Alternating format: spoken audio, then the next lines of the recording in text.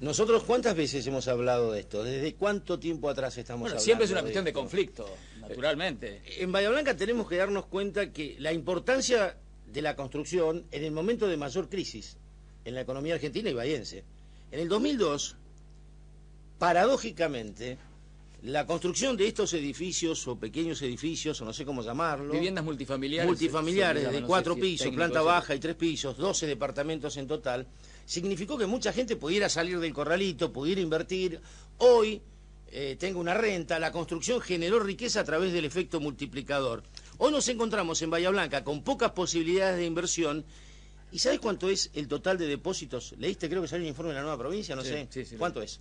Un montón de plata. 1.400 millones de pesos que no se presta acá. Que no se prestan acá. Si se depositan acá y no se prestan acá, porque los bancos lo prestan en la sucursal de Capital Federal, que están inmovilizados y que no generan riqueza.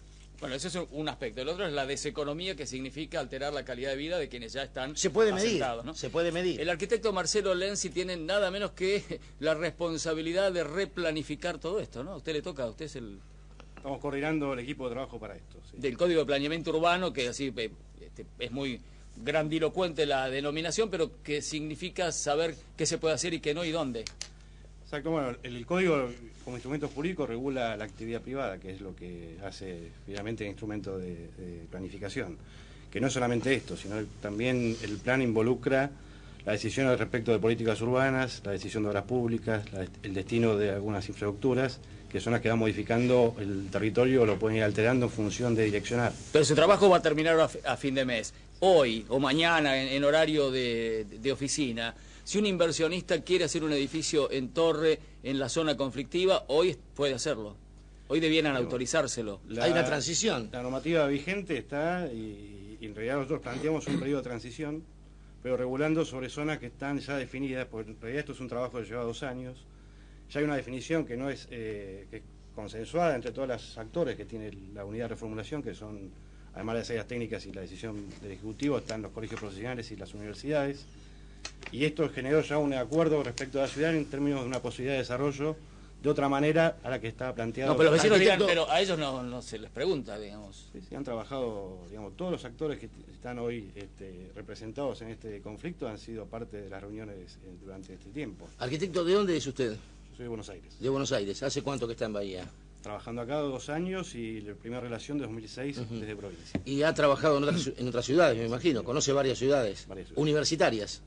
También. Dígame, nómbreme una, o las que haya, en el país, una ciudad universitaria en donde no se pueda construir cerca de la universidad. Que los alumnos tengan que alquilar lejos de la universidad. Bueno, una. Le puedo contar varias opciones. Nosotros estamos planteando una muy parecida a lo que sucede en Bahía en términos de proporción de población estudiantil con población general, sucede en Córdoba. Por ejemplo, la ciudad de Córdoba tiene un desarrollo de una ciudad universitaria y en realidad produjo hace unos años, 20 años por lo menos, un área que se llamó Nueva Córdoba, que está a 15 cuadras de la ciudad universitaria. Las 15 cuadras que separan ese barrio de la universidad son las mejores cuadras de Córdoba.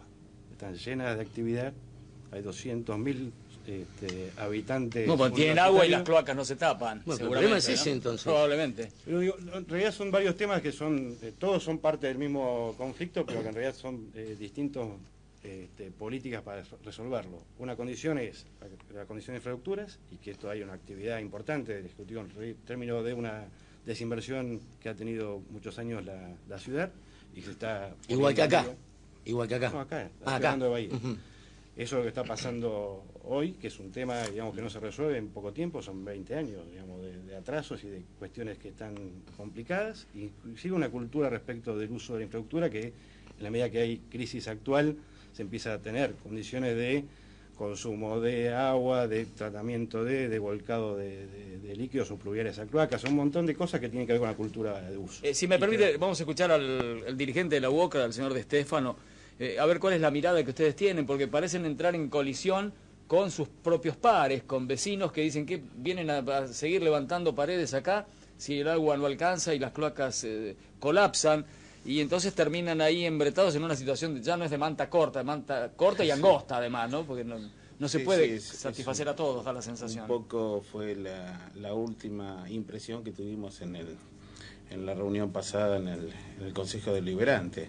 Es decir, nuestra preocupación más que nada es lógicamente social, es laboral, es el objetivo del gremio, uno de los objetivos es lógicamente cuidar lo que es la fuente laboral. ¿Cuánta gente trabajaba en el momento, en el 2004, por ejemplo, cuando se construían muchos edificios, claro, y ahora? En ese momento, hubo una complicación para más de 400 a 600 trabajadores, es decir, sus respectivas familias. Sabemos bien, es mucho. Lo dijiste, es mucho, vos mismo lo dijiste que es por una cuestión de rentabilidad y demás, pero era lógico, la mayoría de las construcciones se hacían justamente en esta zona que hoy está en conflicto. Lo que ocurre que, bueno, los últimos hechos que se fueron generando de alguna manera por alguna actividad de los vecinos o por alguna complicación que fue también técnica además, hizo que la preocupación ya se tornara, digamos, un poco más profunda. Y no queremos volver a ese corralito. Bueno, ¿por qué no demandan en todo caso que el Estado active las viviendas sociales, que algunas están paralizadas y otras con mucha lentitud? Es todo, como dijo acá el arquitecto, digamos, es un complejo bastante grande. En este momento, digamos, tenemos que también poner sobre la mesa que cuando hubo la recesión o cuando hubo el corralito, cuando, digamos, toda esta masa laboral se quedó sin su fuente, fue justamente la obra pública lo que nos permitió reconvertir toda esa inversión privada también. La inversión privada. Lo que pasa es que en ese momento la inversión privada había caído, entonces toda esa gente más la crisis que había, más el famoso corralito, produjo que una mayor cantidad de trabajadores se quedaran sin su fuente laboral. Fue justamente la obra pública, con los barrios, con las viviendas y demás, que nos permitió reconvertir. Hoy, es decir, el panorama de la obra pública, si bien sigue vigente, digamos que de alguna manera va mermando, porque los barrios ya están algunos próximos a terminarse. Y justamente había un reinicio, digamos, se estaba nuevamente potenciando lo que es la parte de edificación privada y bueno, volvemos a tener algunos inconvenientes que de alguna manera nos ponen en estado de alerta.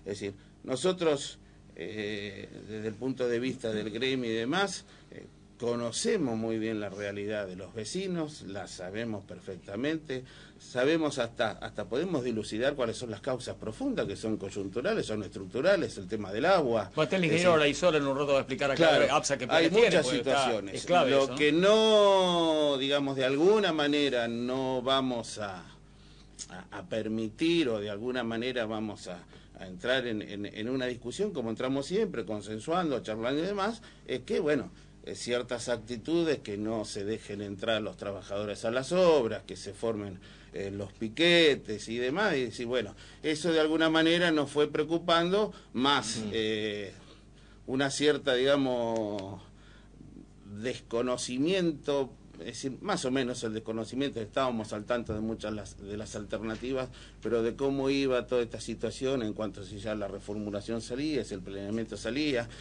la charla con los empresarios, que los empresarios también estaban, digamos, en una zona gris, no sabían si podemos construir, si no podemos construir, si viene el inversor, si no viene el inversor, o sea, todo hizo que en algún momento, bueno, la preocupación la hayamos expresado en el lugar que nos pareció justo, Consejo Deliberante, es decir, en ningún momento nosotros pretendemos ni chocar con los vecinos ni con nadie, porque no es lo que estamos, pero lógicamente la defensa de nuestra fuente de trabajo, de nuestros trabajadores, lógicamente ese es el primer objetivo. Está acá la arquitecta Rivas Godio, que es concejal y es experta en urbanismo, con lo cual, digamos, ha tenido alguna participación, supongo, tiene opinión formada por lo menos sobre la situación y qué debe hacerse.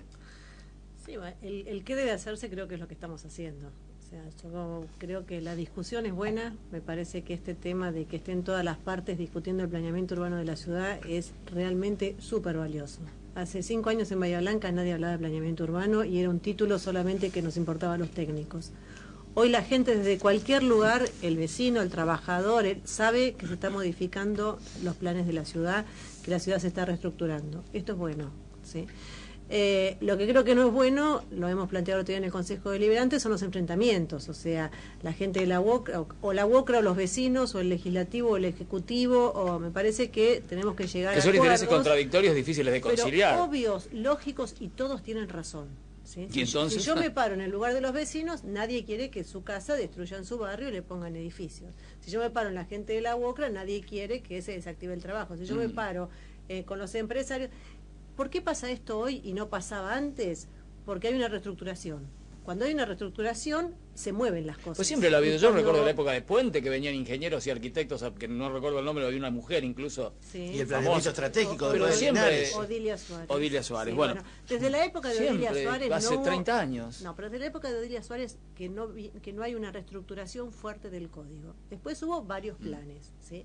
Lo que se está planteando hoy es una reestructuración importante del código. Esto lleva a que se movilice todo esto, a que los vecinos empiecen a actuar, a que esto lleve, y es válido y es bueno. A mí me parece realmente... Arquitecta, pero por ejemplo, volviendo a lo que decía el arquitecto Lenzi, por ejemplo, si alguien quiere construir un edificio acá, en calle Parchape, o en Tiro Federal, o en Bellavista, ¿no lo puede hacer hoy? No. ¿Por qué? A ver, acá hay un código existente. ¿No se puede hacer un edificio acá? No. Entonces, el ¿Y cómo está la barraca que se hicieron los lofts ahí, que son también...? Sí, porque es una barraca existente que se reestructuró. Pero, a ver, lo que ustedes planteaban, usted vendría a hacer un edificio acá, más allá de que no vendrían a hacer, porque es válido también. El otro día yo hablaba con arquitectos y hablaba con inversores, y ¿cuál es el planteo? Los edificios, el negocio se agarra en el universitario porque ahí es donde están los clientes, porque ahí es donde está la gente, ahí está la demanda. Esto es el ABC, ¿sí? O sea, el inversor que busca invertir 10, llevarse 12, 14, 15. Y lo más rápido posible. Eso es lógico, ¿sí? Porque es así. Es con el que hace caramelos y con el que hace edificios. Esto es así, o sea, es el mercado, ¿sí? Esto es claro.